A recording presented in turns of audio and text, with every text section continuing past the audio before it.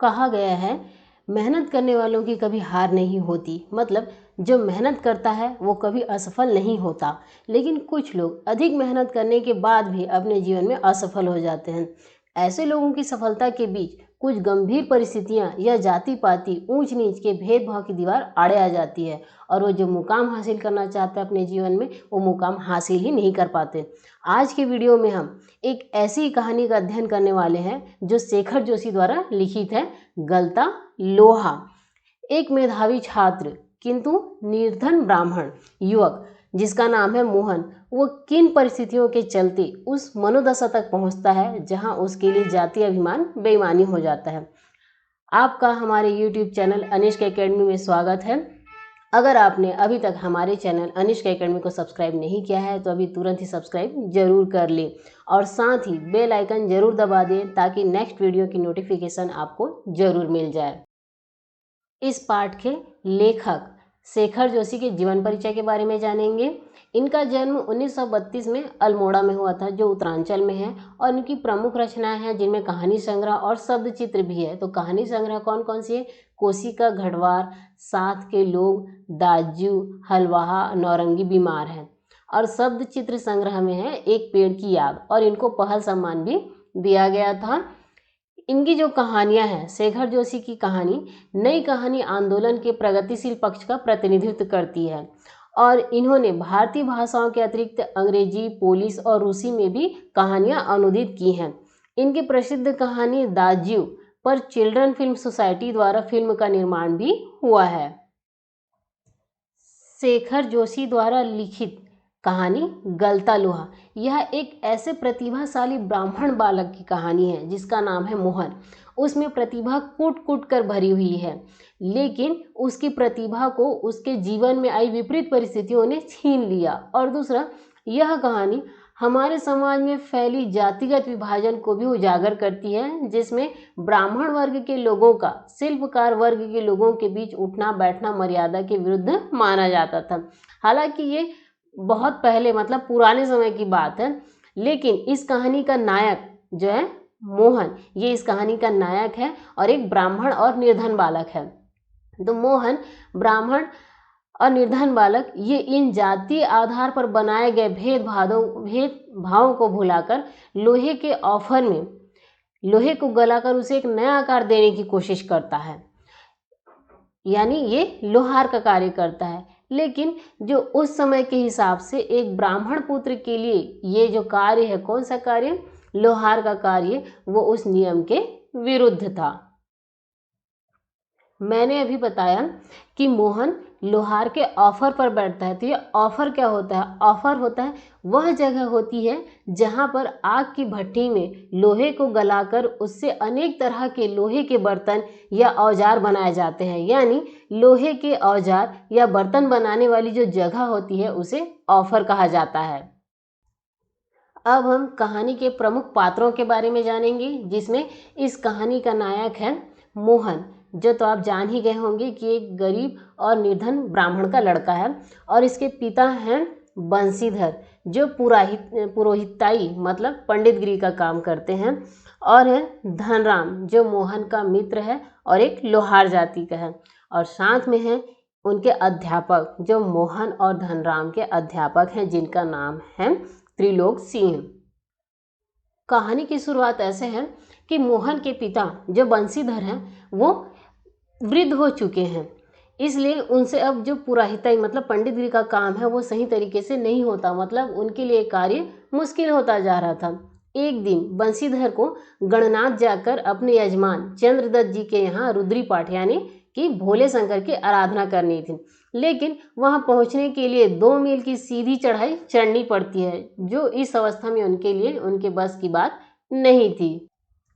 लेकिन पुराने यजमान होने की वजह से वो उन्हें मना भी नहीं कर पा रहे थे, इसलिए वो इस उम्मीद से मोहन को ये बताते हैं कि शायद वह जाकर चंद्रदत्त जी के यहाँ रुद्री पाठ कराए।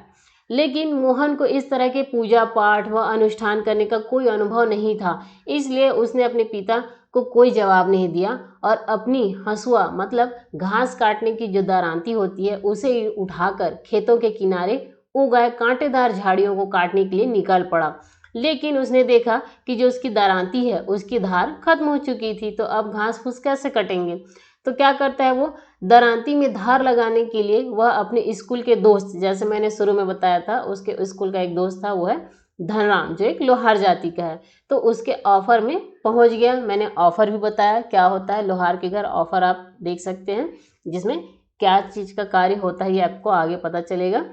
धनराम उस समय अपने ऑफर में लोहे के औजार बनाने में व्यस्त था। जैसे मैंने पहले ही बताया था, लोहे के जो ऑफर होता है उसमें लोहे के औजार बनाने का कार्य होता है।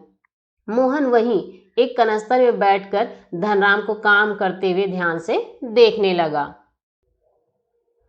मोहन और धनराम बचपन में स्कूल में एक ही साथ पढ़ते थे, और जैसे मैंने बताया अध्यापक का नाम त्रिलोक सिंह, दोनों को एक ही अध्यापक पढ़ाते थे। इसलिए मोहन अपने अध्यापक को याद करते हुए धनराम से पूछते हैं कि मास्टर त्रिलोक सिंह के बारे में क्या है, क्या हाल चाल है। तब धनराम उन्हें बताता है कि मास्टर त्रिलोक सिंह वो तो गुजर गए, मतलब उनकी मौत हो चुकी है। तो इस तरह से फिर दोनों दोस्त अपनी पुरानी यादों, मतलब अपने पुराने स्कूल ज़माने की बातों में खो जाते हैं और याद करने लगते हैं। स्कूल के सभी बच्चे मास्टर त्रिलोक सिंह से बहुत डरते थे, लेकिन पूरी कक्षा में मोहन ही मास्टर त्रिलोक सिंह का सबसे चहेता शिष्य था, क्योंकि कक्षा में किसी छात्र को कोई सवाल ना आने पर वही सवाल वे मोहन से पूछते और उनका अनुमान सही निकलता। मोहन ठीक ठीक उत्तर देकर उन्हें संतुष्ट कर देता, और तब से वे फिसड्डी बालक को दंड देने का भार मोहन पे भी डाल देते थे। मास्टर साहब मतलब त्रिलोक सिंह को मोहन से बड़ी उम्मीदें थीं। वो क्या करते थे, पकड़ इसका कान और लगवा इससे 10 उठक बैठक, मतलब जो बच्चे कक्षा में उत्तर नहीं बता पाते थे तो इनके लिए वो मोहन को ऐसा आदेश देते थे। उनमें से धनराम, जो कि मोहन का दोस्त है लोहार जाति का, तो वो भी उन अनेक छात्रों में से एक था जिसने त्रिलोक सिंह मास्टर के आदेश पर अपने हमजोली, अपने मित्र मोहन के हाथों कई बार बेत खाए थे या कान खिंचवाए थे। लेकिन मोहन के प्रति थोड़ी बहुत ईर्ष्या रहने पर भी धनराम प्रारंभ से ही उसके प्रति स्नेह और आदर का भाव रखता था।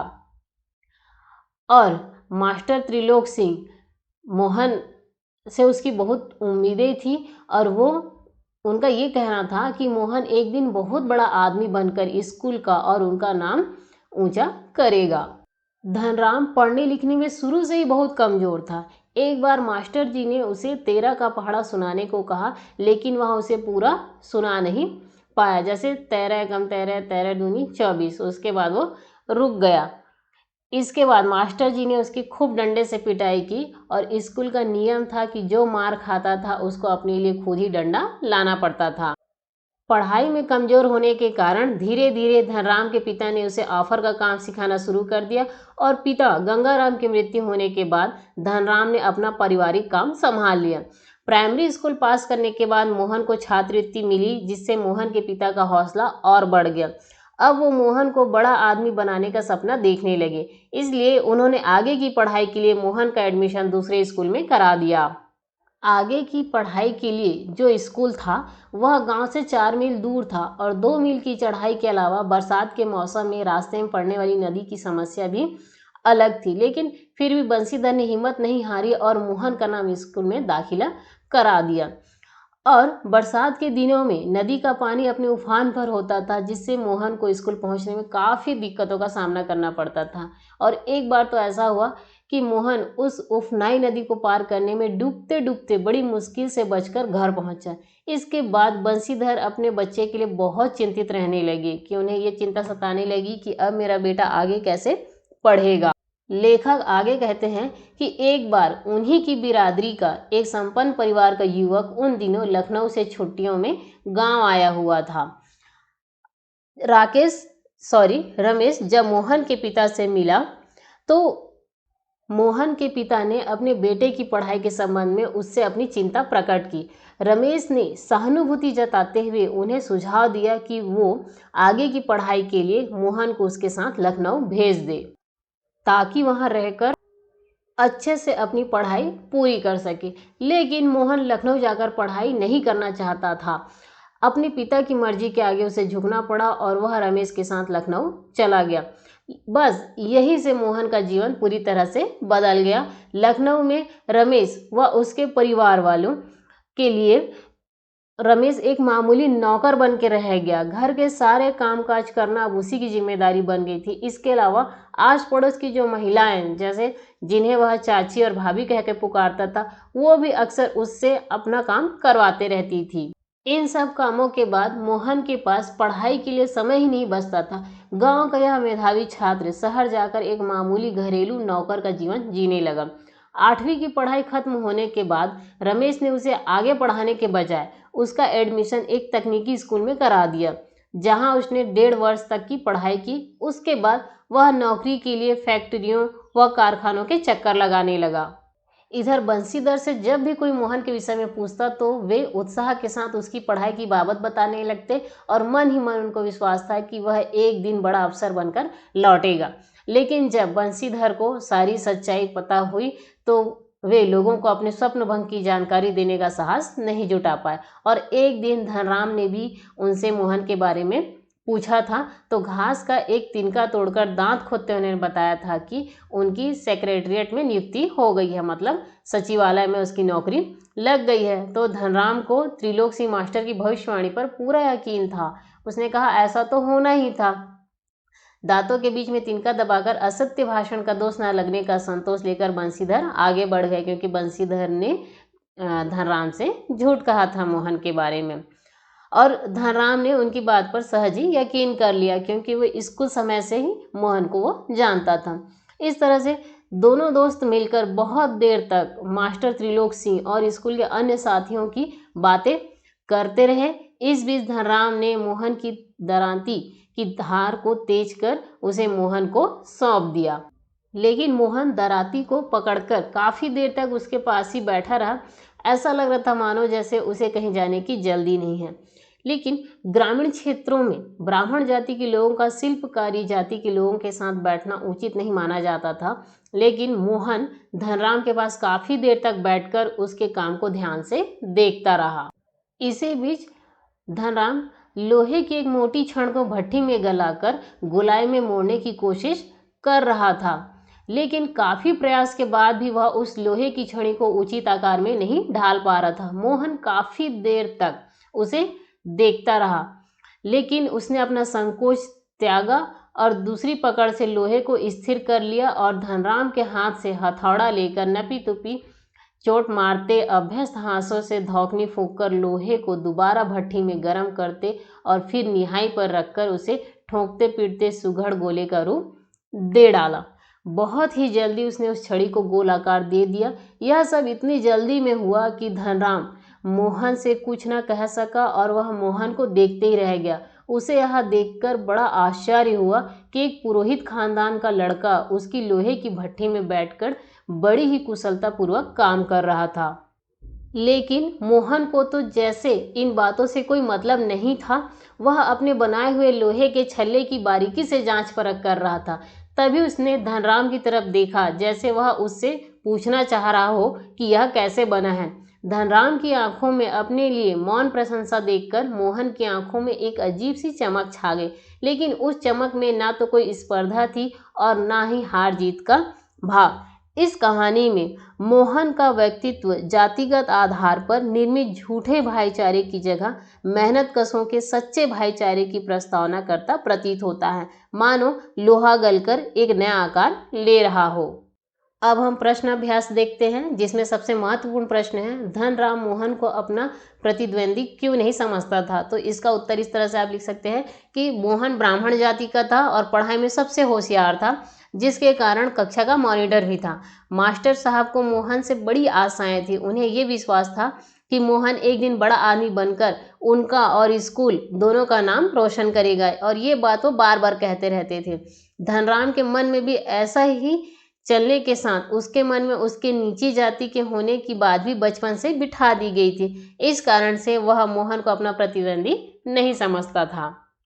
और इसमें एक और क्वेश्चन है कि मोहन के लखनऊ आने के बाद के समय को लेखक ने उसके जीवन का एक नया अध्याय क्यों कहा है।